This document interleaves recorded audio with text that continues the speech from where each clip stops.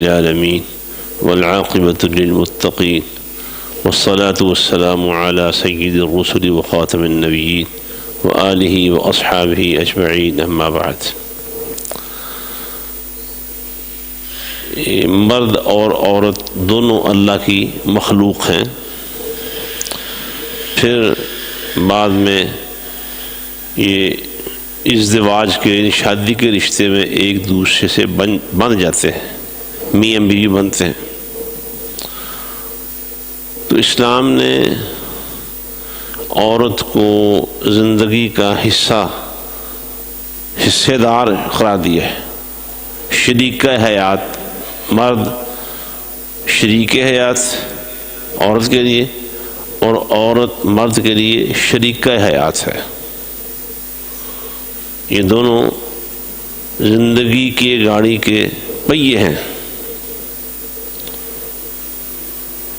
تو یہ جو شریکہ حیات والا تصور ہے یہ ہمیں اسلام نے دیا ہے. اس کے ساتھ حسن سلوک، اچھا برتاؤ کرنا، یہ اسلام کی سنہری تعلیمات میں سے ہے. آپ دیکھیں نا قرآن مجید میں سیدنا ابراہیم علیہ السلام کا ذکر آتا ہے اور احادیث میں اس کی تفصیلات آئی ہیں. وہ اپنی بیوی کو لے کر، سیدہ سارہ علیہ السلام کو لے کر وہ بغداد سے، عراق سے نکلتے ہیں، شام تک لے کے جاتے ہیں. اور پھر جو مصر کے بادشاہ کی طرف سے کنیز تحفے میں ملتی ہے، پھر اس سے بھی شادی کر لیتے ہیں اپنی بیوی سارہ کے مشورے کے ساتھ. تو پھر اس بیوی کو شام سے لے کر مکہ مکرمہ آ جاتے ہیں. تو جتنی بھی سیرت پڑھتے ہیں ہم، دو بیویاں ہوئی نا، تو بہترین سلوک یعنی حسن سیرت، ان کے ساتھ تعلق اور کردار، رویہ، معاملہ، وہ بہترین معاملہ ہے. اللہ کے نبی سیدنا موسیٰ علیہ السلام کا ذکر آتا ہے. وہ مدین سے اپنی بیوی کو لے کے مصر آتے ہیں، تو وہ بھی ایک بہترین اور مثالی کردار سامنے آتا ہے. سیدنا نوح علیہ السلام، ان کا اہل خانہ کے ساتھ برتاؤ کا ذکر آتا ہے. جناب لوط علیہ السلام کی بیوی ہے، اس کا ذکر آتا ہے. تو انبیاء کرام اپنی بیویوں کے ساتھ، اور پھر ہمارے پیارے پیغمبر صلی اللہ علیہ وسلم جن کے ایک وقت میں 9 گھر تھے، 9 بیویاں تھیں ایک وقت میں. ویسے تو ان کی تعداد زیادہ ہے، سیدہ خدیجہ رضی اللہ تعالیٰ عنہ اور 11 بن جاتی ہے، لیکن ایک وقت میں 9 بیویاں اکٹھی تھیں. اور انسان ہے نا، کبھی خیال آ جاتا ہے، دل میں خیال آ گیا کہ ہم تو فاقوں میں وقت گزار رہے ہیں، تو اللہ کے رسول صلی اللہ علیہ وسلم سے مطالبہ کرتے ہیں کہ ہمیں ماہانہ بندہ راشن دیا کریں، ہر مہینے ہمیں کچھ مال دیا کریں. تو اللہ تعالیٰ نے نبی علیہ السلام کے لیے آیت خیار نازل کر دی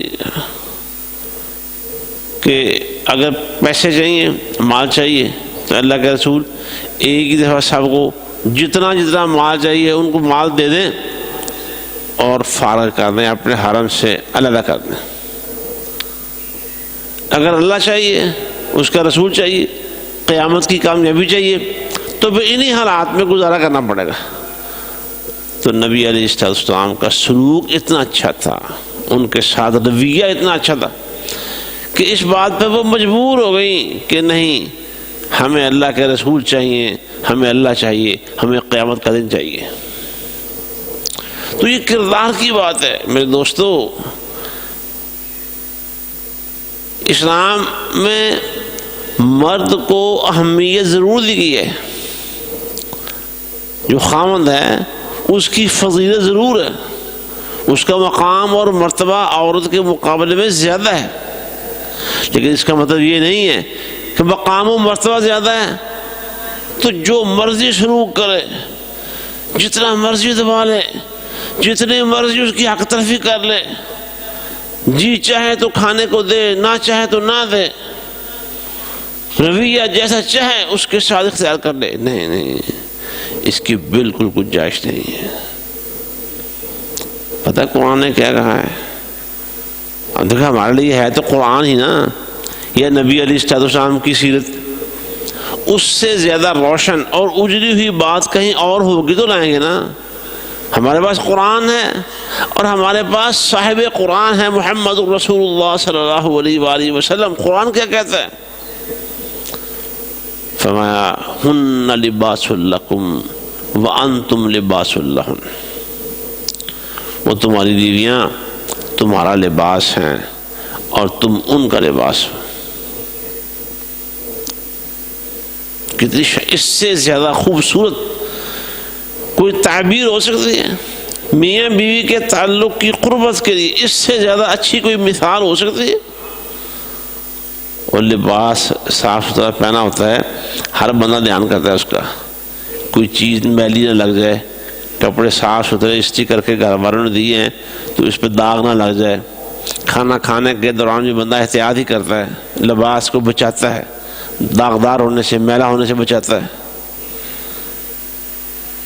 کوئی بھی دانستہ اپنے لباس کو خود بخود پھاڑنے کی کوشش نہیں کرتا، وہ لباس. اور یہ قرآن نے فرمایا. اور یہ ایسا ایک تو یہ بات ہو گئی. دوسری بات وہ بھی سورہ بقرہ کی ہے. اس سے زیادہ عورت کے حق میں آواز بلند اس سے پہلے نہیں ہوئی تھی. فرمایا وَلَهُنَّ مِثْلُ الَّذِي عَلَيْهِنَّ بِالْمَعْرُوفِ. جس طرح عورتوں کے ذمے حقوق ہیں، عورتوں کے ذمے خامد اس کا گھر اس کے بارے میں حقوق ہے نا، اس طرح عورتوں کے حقوق خامدوں کے ذمے بھی ہیں. اگر خامد کے حقوق ہیں بیوی کے ذمے اور اس سے وہ وصول کرتا ہے پوری قوت کے ساتھ، پورے بھروسے کے ساتھ، زبردستی کے انداز میں، تو یہ ذہن میں رکھے خامد کے ذمے بھی اس کی بیوی کا حق ہے، یہ اس کو ادا کرنے ہوگے. اچھا جتنا مرضی کوئی بندہ ترم خاں بنا پھرے نا، یہ دنیا کی بات میں کرنا کہوں کہ دنیا میں تو ٹھیک ہے جو مرضی سلوک کرے. ویسے نبی علیہ السلام نے، آپ دیکھیں حجۃ الوداع رسول اللہ صلی اللہ علیہ وسلم کی زندگی و سیرت کا ایک بڑا عظیم موقع تھا. حجۃ الوداع،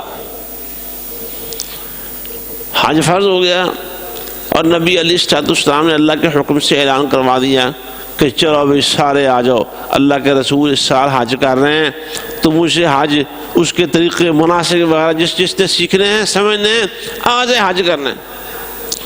تو بڑے صحابہ کرام مدینے پہنچ گئے کہ اللہ کے رسول صلی اللہ علیہ وسلم کے ساتھ سفر کریں گے مکے تک کا، اور بڑے صحابہ کرام سیدھے مکہ ہی پہنچ گئے کہ حج تو مکے میں ہونا ہے نا.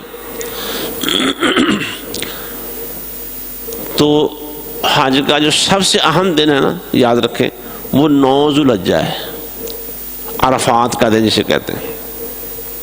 جس دن ہمارے ہاں بھی حج کی چھٹی ہوتی ہے اور وہاں ایک حج کے امام مقرر ہوتے ہیں جو حج کا خطبہ دیتے ہیں.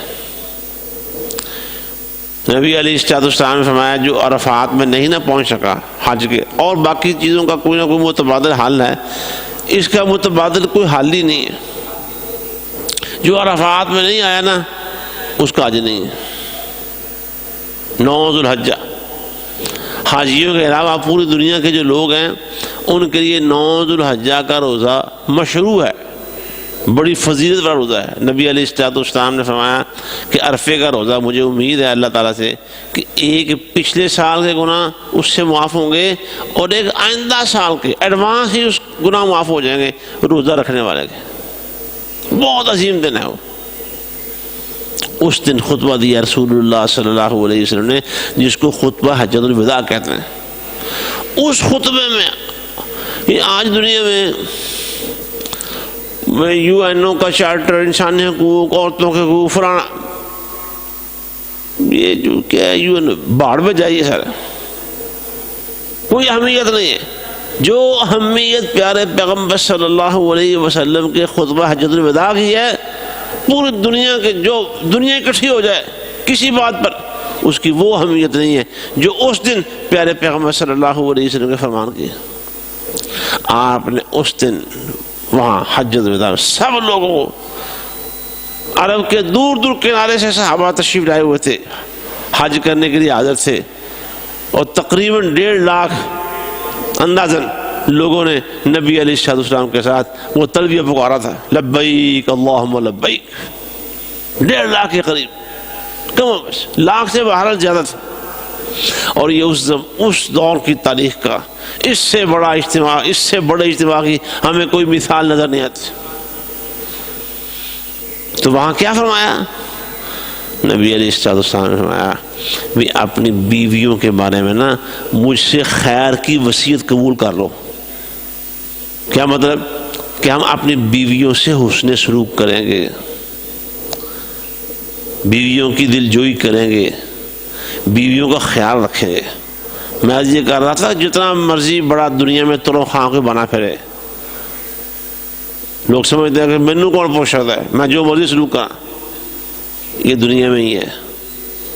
یہ ہماری حکومتوں نے بعض اوقات عورتوں کو حقوق دینے کے لیے وہ ایک نئے قوانین بنائے، یہ عورت جا کے تھانے شکایت کر سکتی ہے. بڑی عورتیں گئی اس پر بڑی خوش ہوئیں، جو تنگ تھیں وہ تھانے جا کے شکایت کی. تو شکایت کرنے کے بعد جب تھانے نے سارا معاملہ جو بھی دیکھا، اور جب گھر آ رہی تھی نا تو بڑے بڑے خاندوں نے وہیں سے انہیں ان کے ماں باپ کے گھر رخصت کر دیا. جاؤ تم تھانے داخل ہو گئی ہو، اب جاؤ اپنے میکے جاؤ. تم یہ تو میرے گھر نہیں آ سکتے. کیا ہوا؟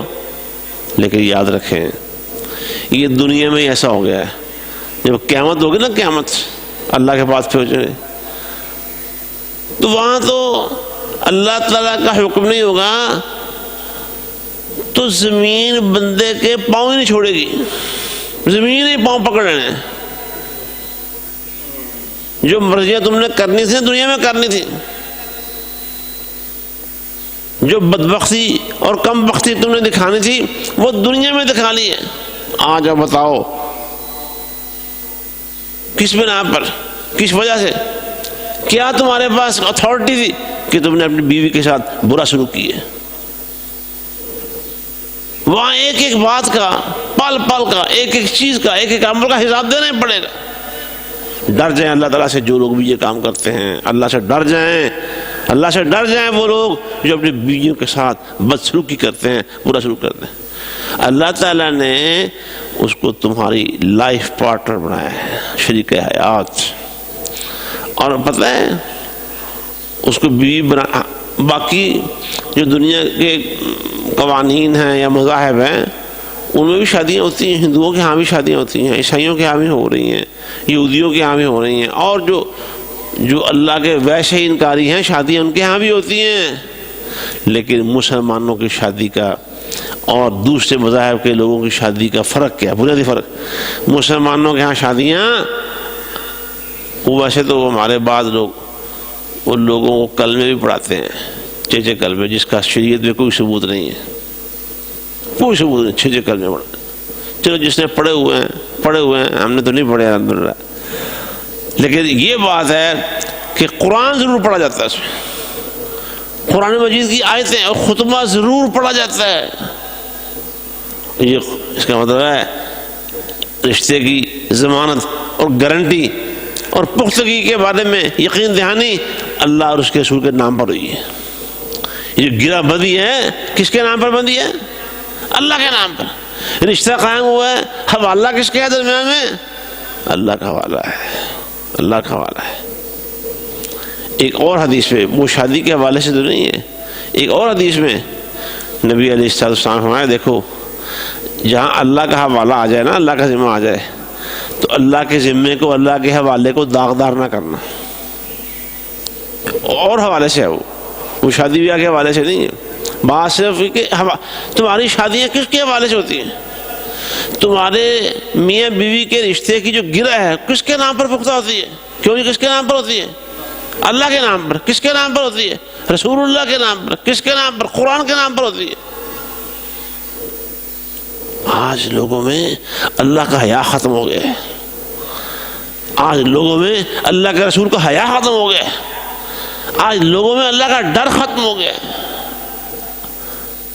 لوگوں کو اس بات میں ذرا سی شرم نہیں محسوس ہوتی.